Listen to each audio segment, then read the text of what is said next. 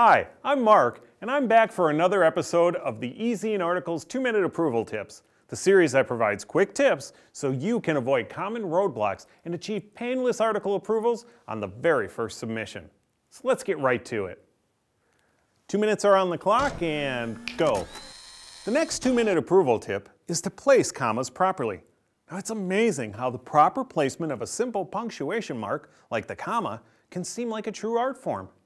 Put one where it doesn't belong or leave one out where it's needed, and you can change the entire meaning of a sentence or even cause your article to be placed in problem status. Now, there are two parts to today's tip.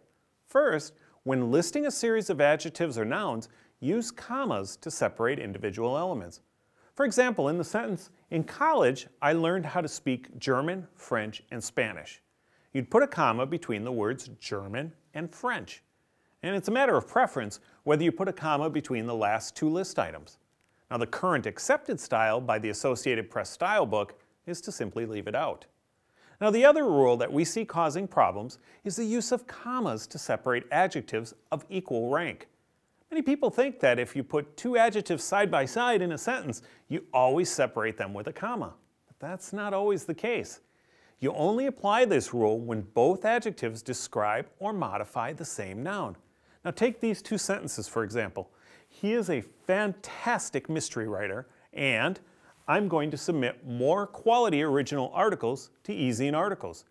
Now, notice there's no comma in the first sentence, but there is one in the second, because the adjectives quality and original both describe the noun articles. Now, when deciding whether or not to use a comma in these situations, you can just simply use the and trick. Substitute the word and for the comma.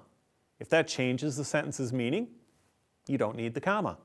If it still makes sense, you need the comma. Now, as this 2-minute tip wraps, it's also worth mentioning a few other cases where commas are used most often.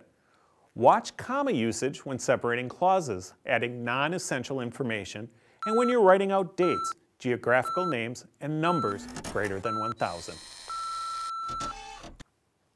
And there you have it, your 11th 2-minute approval tip.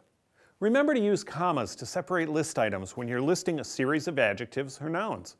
Also remember the and trick to help you place commas between adjectives of equal rank.